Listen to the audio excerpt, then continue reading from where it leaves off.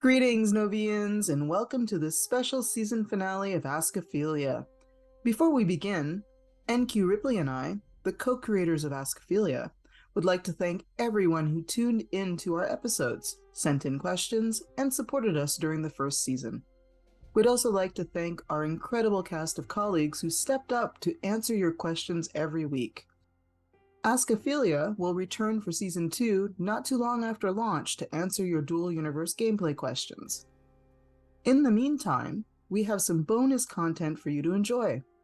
NQ Antigravitas, our lead level designer, will talk us through the design inspiration of the starting outposts in the first-time user experience. Let's get started. So there are 10 outposts. Obviously they were inspired by different things, each one. So I'll just go through them all one by one. First of all, obviously, I have to point out that we're very blessed to have two extremely talented builders working for us. And so it's really fun to give them reasonably vague instructions, build some outposts, and then they come back with some really amazing work. So our first pass for the outposts came back with some very military style outposts. So the first one, the platform outpost, or also known as the landing outpost, is exactly that. It's like a military tower. It's actually quite inspired by the Star Wars universe. You could imagine this outpost to be on the moon of Endor or something to that effect, more, on the Empire side, I guess. So let's move on to the next. We have a pilot outpost. This one's pretty easy. It's obviously inspired by a small airport. You have the landing pad, you have the control tower. As an aside, I had actually told my builders that they couldn't make anything bigger than an extra small core, even though they were being made in a small core. And the pilot outpost, one of the first ones, clearly broke that rule, which was, just goes to show that no matter how hard I try, my builders will always do what they feel like. Anyway, moving on. Next is Outpost Villa. So I said that the first phase, I got more sort of militaristic outposts back. So after I'd gotten 4 or 5 outposts, I asked my builders to build something that was a little bit more homey, maybe like modern architecture, or something that feels like a home as opposed to a base. Something that players would look forward to coming back to. So the villa is the first example of that. Clearly it's a villa. It's inspired by the Mediterranean, in Mediterranean buildings in Greece and in the south of France and Italy, that kind of thing. As a aside, our creative director, when he saw this one, he said, nobody's going to choose any other outpost but the villa because he thinks it's the most beautiful thing, which is super flattering. So moving on. So then we have the outpost dojo, which is notable in that both the builders worked on this one. And it was, it came out of me saying, let's get something more homey. So, what's homey? I guess a dojo. It was just one of my builders playing with wood and coming up with a kind of a dojo theme, coming from Japan or whatever. You could imagine yourself working out, learning karate inside that. Moving on, we have the Outpost mod. So this was, again, as a reaction to me asking for something that was more like a home, more like a modern house, modern architecture.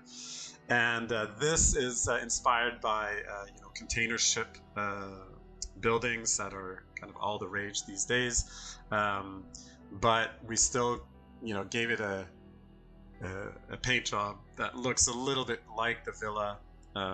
So it's not as sort of industrial like some of the container houses are these days. So moving along, we have Outpost Try. Well, this was just a bit of a lark. One of our One of my builders just wanted to build something really weird and decided to build an outpost that floats, that looks like a UFO, somehow figured out how to make it livable on the inside. This one's actually one of my favorites just because it's so weird. So yeah, moving on. Then we have the Outpost Cozy. This is, the direct reaction to me asking for something that is literally more cozy, more homey. Again, inspired by modern architecture, but more in a general way, not necessarily looking at anything from any region. Next is Outpost Wave. This is actually based on a house that exists in Switzerland, I think.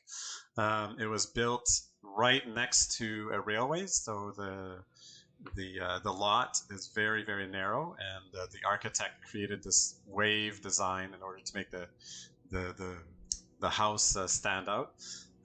So I really liked that building. Maybe you could try to find it on the internet. It's a very, very cool house, and that's where we came up with the idea of building an outpost that looks like that. Again, very modern. It's a house. It's not necessarily an outpost, but it's very cool. Next is the Outpost Blockhouse. So this is one of the first pass outposts, though we did do another pass of it after we had created the others. And this was one of my builders imagining what would a mining outpost look like. And it initially actually had lots of industry in it.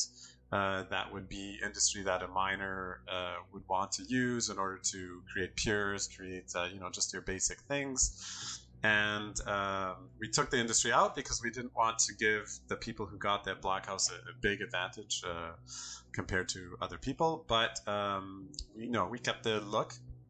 It's a lot more functional. Like I said, it kind of falls into the more military, more functional kind of designs. Next, we have Outpost Station. Oh, it's last but not least. So the Outpost Station was the very last outpost that we did. One of my builders just decided to create one last one. This is actually on an extra small core, and the idea behind the Outpost Station was to make it really like Outpost, like a really iconic outpost. Looks like a trailer with a bunch of stuff jammed into it. And the idea actually behind the Outpost Station is that it's a really cheap construct, so the player can dismantle it and then move to another planet and then build it again. So it's not a big expensive operation to move this to another place. That you could actually just create a blueprint, and you keep your outpost station on Haven, and then you have a blueprint for a new outpost station. It's a minimal amount of material to build it again, and there you go, you've got your outpost. So I hope you enjoyed that little story about how the outposts were created, and I will give it back to you, Aphelia. And that wraps up our first season of Ask Aphelia. From all of us here at NovaCork, thank you for being part of our universe.